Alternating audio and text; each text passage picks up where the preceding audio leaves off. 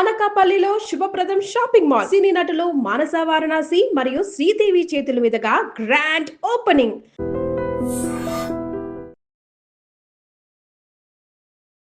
రీసెంట్‌గా మీరు అంటే ఆల్రెడీ 'హేమ' గారి ఇంటర్వ్యూలు కొన్ని జరగడం గానీ, ఇవన్నీ జరగడం జరుగుతున్నాయి. మీరు ఒక వీడియో గూడా చేయడం జరిగింది. నోటీసులు వచ్చాయని చెప్పి మీరు ఒక వీడియో గూడా పెట్టడం జరిగింది. ఏమైంది ఆ ఇష్యూ? ఎందుకు మీకు? నాకు నోటీసులంటే యాక్చువల్లీ ఇప్పుడు ఇది కోర్టులో ఉంది. మనం ఎక్కువ దీని గురించి విశ్లేషించొచ్చలేదో నాకు తెలీదు. బట్ ఏంటంటే యాక్చువల్లీ జరిగిందేంటో అదే నేను మాట్లాడాను.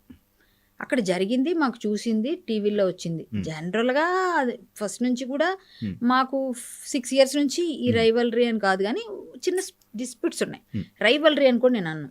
ఇవాళ ఉన్నది రేపు ఉండొచ్చు, రేపు పోవచ్చు, ఏమైనా జరగొచ్చు. బట్ 6 ఇయర్స్‌గా ఉన్నది.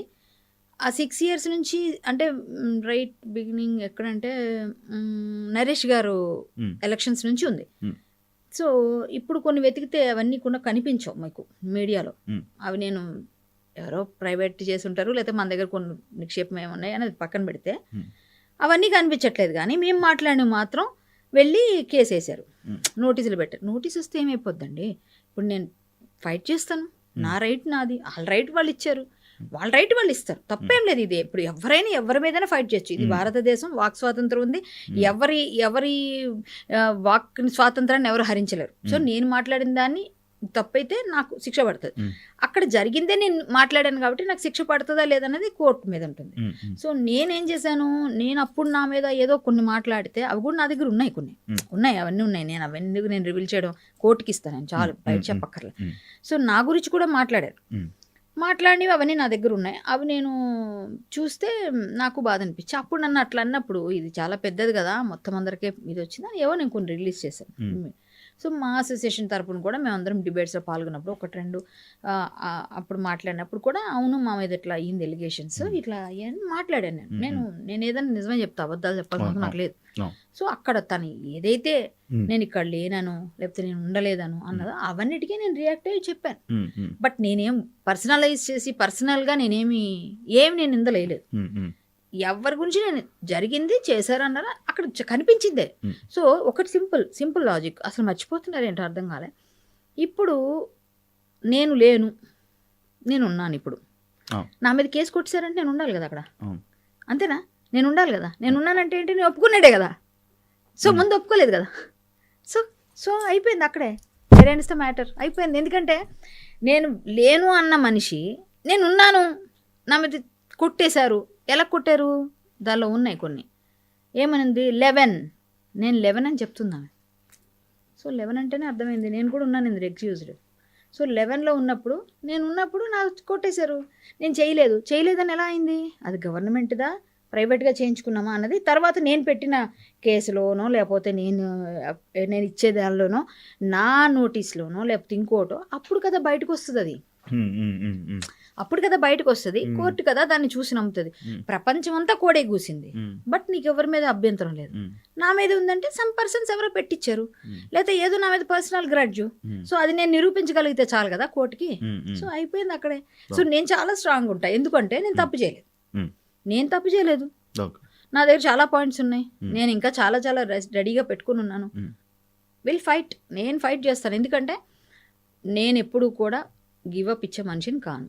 ఎన్ని కేసులు కూడా ఉంటాయి మీ మీద? ఎవరి విషయం చెప్తున్నా? ఏ విషయమైనా బోల్డ్ కేసులు ఉన్నాయి. ఆ కేసులన్నీ ఏం కేసులు తెలుసా? గోరక్షణ అవుతుంది, గోరక్షకుల కోసం సపోర్ట్ వెళ్తే మొన్న ఇక్కడ ఖైరతాబాద్ దగ్గర ధర్నాకి వెళ్తే పోలీసులు పెట్టేశారు. వాడెవడో మాతో వచ్చినోడు, పోలీసులు అక్కడ ఉంటుండగానే వాడు ఎక్కడో మహారాష్ట్ర నుంచి వచ్చాడు గోరక్షకుడు. మాతో పాటు గోరక్ష అంటే మేము అందరం మన వాళ్ళే అనేసుకుంటాం కదా, తీసుకొని వెళ్ళాం. వాడు ఏదో కొంచెం ఆర్ఎస్ఎంలో అని కొట్టాడు. ఇట్లా కొడితే ఏమైంది? పబ్లిక్ ఆస్తులు ధ్వంసం చేశారు, మా మీద PDPP యాక్ట్ పెట్టారు. అక్కడ నేను ఉన్నాను. మరి అక్కడ ఎవరికి కనిపిస్తారు? మొత్తం అందరి పేర్లు తెలియదు ఎవరికి. కరాటకెళ్ళి కనిపిస్తుంది. సో కరాటకెళ్ళి A1 అలా అయిపోద్ది. మన పెద్దమ్మ తల్లి గుడి ఇష్యూ అయింది ఆ రోజు, A1 కరాటే కళ్యాణి. సో ఇలాంటివి. ఇంకా ఎవరైనా ఏదైనా ఇబ్బంది పడితే, ఏదైనా లవ్ జిహాద్ కేసులు ఏదైనా అయింది, ప్రాబ్లం అయింది, వాళ్ళకి వెళ్ళి సపోర్ట్ చేస్తాం. అది అక్కడతో అయిపోదు. ఇంకో దగ్గర నేను చెప్తాను శివాన్ని, మీకు ఎవరికి తెలియని విషయం, రోజు ఇప్పుడు ఈ క్షణం నా ఫోన్లో చూపిస్తాను నీకు. ఇవాళ ఉదయం కూడా నిన్న సాయంత్రం కూడా పట్టించాను. రోజు నేను గోరక్షలు కొంతమంది ఉంటారు, వాళ్ళందరికీ నేను ఫార్వర్డ్ చేస్తాను. ఆంధ్ర నుంచి వస్తున్నా, నిన్న నైట్ కూడా పట్టుకున్నారు మా వాళ్ళు. అంటే నేను ఇదే ధ్యాసలో ఉంటా. నేను చేసే పనులు లవ్ జిహాద్ కేసుల కోసం రాత్రి పగలు ఫోన్ వేసి వెళ్ళిపోతాను, నిద్రపోను. నేను ఫోన్ వచ్చిందంటే ఏ టైం ఎలా ఉందని ఎన్నో ఉన్నాయి. అది లవ్ జిహాద్ కేసులు ఏంటంటే, లవ్ జిహాద్ అంటే ఆడపిల్లల్ని హిందూ అమ్మాయిలు టార్గెట్ చేసి ముస్లిం అబ్బాయిలు ఇష్టం తెలుసు కదా మీకు, వాళ్ళు కేరళ స్టోరీ లాగా ఏదో సంథింగ్ వాళ్ళు ట్రాప్ చేస్తారు అని. ఈ అమ్మాయిలు హిందూ అబ్బాయిలు దొరకనట్టు వాళ్ళకే పడతారు. అది ఎందుకో మరి అలాగో తెలియదు, వాళ్ళు ఏం చేస్తారో తెలియదు. మీలాంటి అబ్బాయిలు ఉన్నారు హిందువులు, మీకు పడరమ్మా, ఖచ్చితంగా పడరు, ఖచ్చితంగా అక్కడే పడతారు. వాళ్ళు ఏదో ఉంటుంది అక్కడ, సో వాళ్ళు పడకుండా దాని తర్వాత నికాహాల ఎన్ని చెప్తామో తెలుసు వాళ్ళకి మేము. ఈ లవ్ జిహాద్లో ఎన్ని రకాలుగా అమ్మాయిల్ని ఇది చేస్తారో, ఆ అబ్బాయిలకి ఎన్ని సపోర్ట్. మీరు కేరళ స్టోరీ చూస్తే అర్థమైపోతుంది, నిజం అదే జరిగేది, అదే ఎవరేమనుకున్నా జరిగేది అదే, కాదు అనడానికి లేదు. మదర్ ప్రూఫ్స్ ఉన్నాయి. సో పట్టుకెళ్ళిపోవడం ఏంటి? అమ్మాయి నిన్ను వదిలేసి, ఇప్పుడు నువ్వు అన్నయ్య అయితే నువ్వెవడో అసలు నాకు నువ్వు అన్న కాదంటది అని వెళ్ళిపోద్ది. అమ్మ నాన్న వదిలేసి మనం ఎంత ట్రై చేసినా వినదు. ఎన్నో ఉన్నాయి అందులో, చాలా రకాలు ఉన్నాయి, ఎన్నో రకాలుగా ఉంటాయి. మేమైతే ఒక డాక్టర్ దగ్గరికి వెళ్ళాము, పేర్లు ఎందుకు అవసరం లేదు. తెల్లవారుజాము 4-5 వరకు కూర్చున్నాం మేము. కూర్చొని అమ్మాయి బ్రెయిన్ వాష్ చేస్తే అమ్మాయి మారింది. అంటే అబ్బాయిని చేసుకోవడానికి, అబ్బాయి సాఫ్ట్వేర్ ఇంజనీర్, అమ్మాయి డాక్టర్, పోస్ట్ గ్రాడ్యుయేషన్కి వెళ్తుంది ఆమె, డాక్టర్ ఇదైపోయి. అలాంటి అమ్మాయిని పటాయించారు. అంటే మొన్న ఒక పాకిస్తానీ కేసు చూశారు మీరు, దాంతో మీ అందరికీ తెలుసు. మేము నెలలో కరాటే కళ్యాణి మంచే చేస్తుంది అని చాలా తక్కువ మందికి తెలియచ్చు. నేను ఎప్పుడు బయట చెప్పను ఇవన్నీ. సో రోజు నేను ధర్మం కోసం, నా దేశం కోసం, నా రాష్ట్రం కోసం, లేకపోతే నేనున్న ప్రదేశంలో ఎవరైనా వీటి కోసం పనిచేస్తూ ఉంటాం. దానివల్ల రూపాయి ఏమీ రాదు మనకి. తిరిగి మన పెట్రోల్, మన డబ్బులు మనం ఖర్చు పెట్టుకొని మనం వెళ్ళాలి. ఇప్పుడు నేను దూరం వెళ్ళాలి, ఎక్కడో లింగంపల్లి వెళ్ళాలి, ఇక్కడ నుంచి వెళ్ళాలంటే 1000 రూపాయలు పెట్రోల్ ఈజీగా వెళ్తుంది నాకు వెళ్ళి రావడానికి కదా. అది నాదే, నేనే వేసుకోవాలి, నాకు ఎవరు ఇవ్వరు. నా పిల్లలు అయ్యో మన హిందూ అమ్మాయిలు ఇలా ట్రాప్ అయిపోతున్నారే, ఇలాంటి బాధలు పడుతున్నారే, రేపు పొద్దున వాళ్ళు ఫ్రిడ్జ్లో దొరుకుతారా, సూట్ కేసులు దొరుకుతారా అనుకునేవాళ్ళు. అంటే అందరూ అట్లనే ఉంటారా అని మాట్లాడతారు ఫస్ట్ వాళ్ళు. సేమ్ అదే మామూలుగా మంచిగా పెళ్లి చేసుకొని అమ్మాయి, ముస్లిం అబ్బాయి హిందూ అమ్మాయిలు పెళ్లి చేసుకొని కూడా ఉన్నారు కదా కొన్ని జంటలు. మరి అంటే తక్కువ ఉంటారండి, తక్కువ ఉంటారు. అలా ఉండేవాళ్ళు లేరని చెప్పను, చాలా తక్కువ ఉంటారు. అలాంటి మంచి అబ్బాయిలు ఉన్న వాళ్ళు తక్కువ ఉంటారు. మాక్సిమం వాళ్ళకంటే 4 చేసుకోవచ్చు కదా. ఈ అమ్మాయిని పెళ్లి చేసుకున్నాక వాళ్ళకున్న చట్టం 4 చేసుకోవచ్చు కదా. ఈ అమ్మాయి మీద ఎప్పుడు మోసి తిరిగితే అప్పుడు తలాక్ చెప్తారు. ఇప్పుడు అది లేకపోయినా ఏదో ఒకటి చేసి అమ్మాయికి ఎంతో కొంత ఇచ్చి, మన పాకిస్తాన్ మీద అదే అయింది, పాకిస్తాన్ గొడవ అదంతా. అమ్మాయిని ఇప్పుడు అమ్మాయి ఉంటుంది, అమ్మాయి రెడ్ హ్యాండెడ్ ఇంకొక అమ్మాయితో పట్టించిందిగా. సో ఈ అమ్మాయికి బాబు పుట్టాడుగా, మరి ఈ అమ్మాయిని ఎందుకు వదిలేసాడు, మరి చేసుకున్నాడు. సో ఇలాంటి కేసులు ఎక్కువ ఉంటాయి. దానివల్లే మీరు అమ్మాయిలు ట్రాప్ పడకండి. మీరు వెళ్ళిపోయిన తర్వాత మీరు 4 చేసుకునే అవకాశం ఉంది. మిమ్మల్ని మేము అప్పుడు రక్షించుకోకన్నా ముందే మేము చెప్పుకోవచ్చు కదా అని మేము అన్ని విధాలుగా వాళ్ళ ప్రయత్నం చేస్తాం. ఇదో పెద్ద హెడ్ఏక్ అనమాట మనకి ఫ్యూచర్కి. ఏంటి, ఇప్పుడు ఒక మాట చెప్తా. ఇప్పుడు లక్ష్మి అనే అమ్మాయిని పెళ్లి చేసుకున్నాడు, ఒక ఎవరో అబ్బాయి అజీజో ఏదో పేరు అనుకో, ఏదో మన పేర్లు ఎందుకు మనకు అనవసరం, ఎవరో ముస్లిం అబ్బాయి. ఇప్పుడు ఒక అజీజ్ అన్న అబ్బాయిని పెళ్లి చేసుకున్న ఈ లక్ష్మి ఫాతిమా అయ్యింది అనుకుందాం, ఫాతిమా అయ్యింది అంతే కదా. మారకపోతే చేసుకోడు. మేము ఎంతో ట్రై చేస్తాం, హిందూగా మారి చేసుకుంటే మా ఇంట్లో ఒప్పుకోరు అంటాడు. ఎంత ఘోరమో. మొన్న ఒక అమ్మాయి, ఒకే సింగిల్ అమ్మాయి, అక్కడ అమ్మాయి కోసం తల్లిదండ్రులు బ్రాహ్మణు ఏడ్చారు. అమ్మాయి వినలేదు. 3 సంవత్సరాల నుంచి బొట్టు పెట్టుకోవడం మానేసింది అబ్బాయితో రిలేషన్ స్టార్ట్ అయినాక. ఇప్పుడు అమ్మాయి బొట్టు నాకు పెట్టింది వాళ్ళ మదరు, నేను పెడదామని అనుకుంటే అమ్మాయి పెట్టించుకోదంట, అరుస్తుందంట. సో అమ్మాయిని కన్వర్ట్ చేసేసాడు, ఈ అబ్బాయి కన్వర్ట్ అవడు. ఇప్పుడు ఈ అబ్బాయి, ఈ లక్ష్మి అన్న అమ్మాయి ఫాతిమా అయిపోతే అజీజ్ కొడుకుగా పెరుగుతారా పిల్లలు, లక్ష్మి పిల్లలుగా పెరుగుతారా, ఫాతిమా పిల్లలు ఆటోమేటిక్గా అజీజ్ పిల్లలు, అంతేనా? మరి అప్పుడు హిందూ సంతతి పెరిగిందా, ముస్లిం సంతతి పెరిగిందా? ఎవరిని పెంచుతున్నారు మీరు? వాళ్ళకి ఎంతమంది నేను కనాలి? 4 పిల్లలు మినిమం కంటేనే వాళ్ళు ఆడదానిగా యాక్సెప్ట్ చేస్తారు. మినిమం 4 కనాలి. 3-4 కంటే మంచి భార్య. తర్వాత కూడా ఇంకొక 4 భార్య చేసుకుని ఒక్కడే 12 మందిని కూడా కంటాడు, 15 మందిని కూడా కంటాడు. మనం ఒక్కరు లేక ముద్దు, 2 ముద్దు అని చెప్పి 2తో కట్ చేస్తాం. ఇప్పుడైతే ఒకరే అయిపోయారు. అమ్మో నాకు ఓపిక లేదన్న వాళ్ళు అయిపోయారు. ఎందుకంటే జంక్ ఫుడ్లు. సో వాళ్ళకి ఓపిక ఉండదు, ఒక్కళ్ళే కంటారు. సో ఇప్పుడు హిందూ సంతతి తగ్గిపోతే రేపు పొద్దున ఒకరోజు వచ్చి, నిజం జరిగేది, ఎవరేమనుకున్నా పర్లేదు, జరిగేది ఇదే.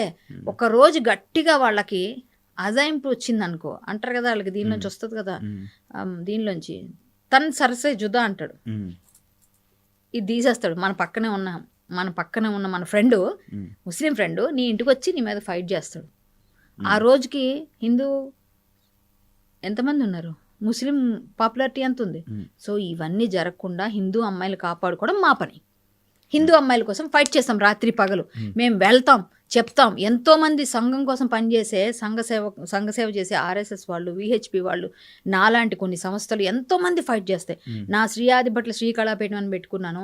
నా సంస్థల తరపున నేను ఎన్నో ఫైట్లకు వెళ్తాను. గోరక్ష చేస్తాను, అమ్మాయిల కోసం ఫైట్ చేసి ఈ లవ్ జిహాద్ చేస్తాను.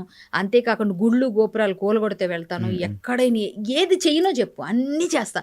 కానీ అందరూ బోర్డర్లో సైనికులు ఎలా కాపలా కాస్తారో మా చుట్టూ జరుగుతున్న ఈ విధ్వంసాలన్నిటికీ మేము కూడా అలా కాపలా కాస్తున్నాం. కానీ జనాలకి తెలియదు.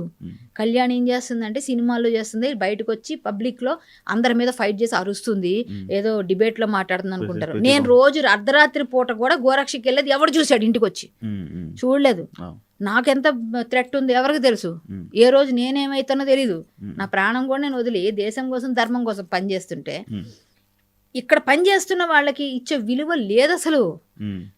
వాళ్ళు విలువిస్తారని నేను భయం చెయ్యం. ఎందుకో తెలుసా, నా మనసులో నాకు దేశభక్తి నరనరాల్లో ఉంటే, నా దైవభక్తి నరనరాల్లో ఉంటే, నా హిందూ దేవీ దేవతల కోసం, నా ధర్మం కోసం నేను పోరాటం. ఎందుకంటే నేను పుట్టింది పవిత్రమైన భారతదేశం. భారతదేశ గడ్డపై పుట్టిన ప్రతి ఒక్కరూ రుణపడి ఉండాలి. నా వల్ల ఏదైనా రుణం అయితే ఏదో ఒక దానిలో నేను ఫైట్ చేస్తున్న దానిలో పనికి వస్తే ఒక్క అమ్మాయి మారినా చాలని మేము ప్రయత్నం ఎంతో మందిని మారుస్తున్నాం కదా, ఎంతో మందిని సేవ్ చేస్తున్నాం కదా. కానీ బయట పెట్టమని ఎందుకో తెలుసా, నేను ఇవాళ నా ఫేస్బుక్లో 1 సంవత్సరం నుంచి పెట్టని పోస్టులు బోల్డ్ ఉన్నాయి. చేసిన కార్యక్రమాలు పెడితే నాకు టైమే దొరకదు తెలుసా, అన్నీ ఉన్నాయి. నాకు అసలు నేను మొన్న 2 మార్చాను. అంటే మార్చడం అంటే వాళ్ళని స్వధర్మంలోకి తీసుకొచ్చుకున్నా.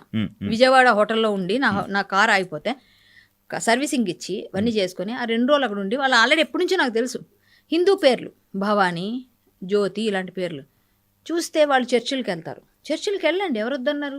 కానీ నువ్వు ఎక్కడ పుట్టావు, ఇంట్లో అందరూ అదే ధర్మంలో ఉంటూ నువ్వు ఒక్కదాని ఎందుకు మారావంటే ప్రలోభం. ఏం ప్రలోభం పెడుతున్నారు అసలు ఏంటనే, నా ధర్మం ఏంటి, నువ్వు ఎలా ఉండాలి, ఎక్కడ పుట్టావు, ఏం చేసావు అని చెప్తే అన్ని విషయాలు మాట్లాడిన తర్వాత నిజమేనమ్మా మాకు ఇలాగే చెప్పారమ్మా అని, మీకు ఇలాగే చెప్పి మారుస్తారు.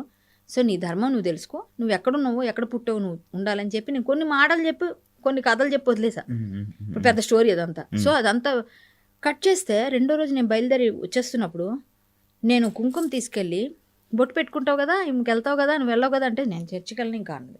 సరే అని అనేసి అమ్మాయి బొట్టు పెట్టి తారక మంత్రం చెప్పించి మొత్తం అని చెప్పి, నీకేం బలవంతంగా ఏం పెట్టలేదు కదా బొట్టు, నీకు మనస్ఫూర్తిగా ఇష్టపడి అంటే, లేదమ్మా నా ఇష్టపూర్వకంగా నా మతిలో ఉండి నేను నా ధర్మం నా ఇంట్లోకి నేను వచ్చానని చెప్పి నా వీడియో ఉంది నా దగ్గర. పెట్టలేదు ఇంకా నేను ఫేస్బుక్లో. పెడితే అది ఫుల్ జనాలకు వెళ్తుంది. కానీ పెడతాను, మేబీ పెడతాను. నాకు అంత టైం లేక నేను పెట్టలేదు. దాన్ని ట్రిమ్ చేయాలి, ఇవన్నీ చేయాలి ఉంటాయి కదా, పెట్టలేదు. సో ఒక పోస్ట్ పెడితే అది 2000 లైక్లు చేరువైంది. 2000 లైక్లు ఎన్నో ఇవన్నీ వెళ్ళినాయి. ఒక పోస్ట్ పెడితేనే ఒక 60,000 వ్యూస్ అన్నీ వచ్చాయి.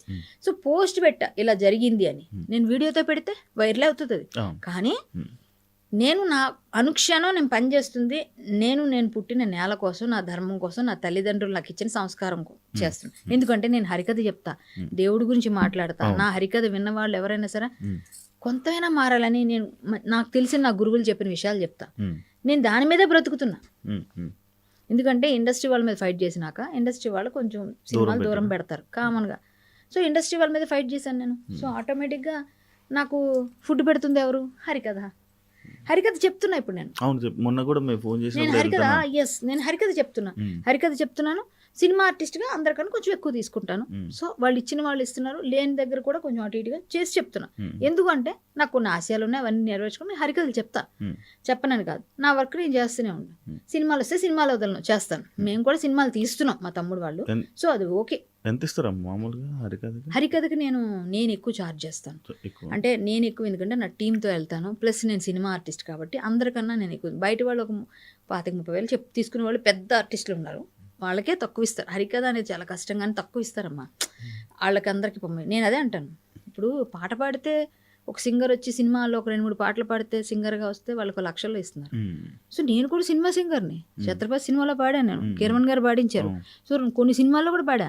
సో అలాంటప్పుడు నేను సింగర్గాను తీసుకోవచ్చు, ఆర్టిస్ట్గాను తీసుకోవచ్చు. బిగ్ బాస్కి వెళ్ళి వచ్చాను, ఫేమ్ ఉంది అప్పుడు నవ్వు అన్నట్టుగా అది కూడా వాడుకోవచ్చు. నేను ఎప్పుడు వాడుకోలేదు, ఎంతవరకు వదిలే కానీ బిగ్ బాస్ని. జనరల్గా నేను ఒక ఆర్టిస్ట్గా ఇంత ఇదిగా ఉండి ఒక మంచి దీనికోసం ధర్మం కోసం పనిచేస్తాను కాబట్టి ధర్మబద్ధంగా నాకు ఇంత కావాలండి, నా వర్త్ ఇది, నేను ఇంట్లో తీసుకుంటాను, నా పక్క వైద్యాలు ఉంటాయి, నేను ఇట్లా ఛార్జీలు ఉన్నాయని చెప్పి చెప్తాను. వాళ్ళు కొంతగా ఇంత అంటారు, లోకల్ అయితే కొంచెం తక్కువ చేస్తాను, నా లోకల్ అయితే కొంచెం ఎక్కువ తీసుకొని చేస్తాను. ఇప్పుడు అవన్నీ ఎందుకు కానీ ఎంత తీసుకుంటామని పర్వాలేదు, నేను కూడా మంచిగా ఛార్జ్ చేసి తీసుకుంటాను. వాటితోనే నేను చేసే మంచి పనులకి, నాకు ఇలాంటి ధర్మ కార్యక్రమాలకి అన్నింటికి పనికొస్తాయి. ఏ రోజైనా ఎవరో ఒకళ్ళు ఫోన్ చేసి అక్క అది కావాలి ఇది కావాలని ఏదో జాతర నేను చేస్తుంటాను.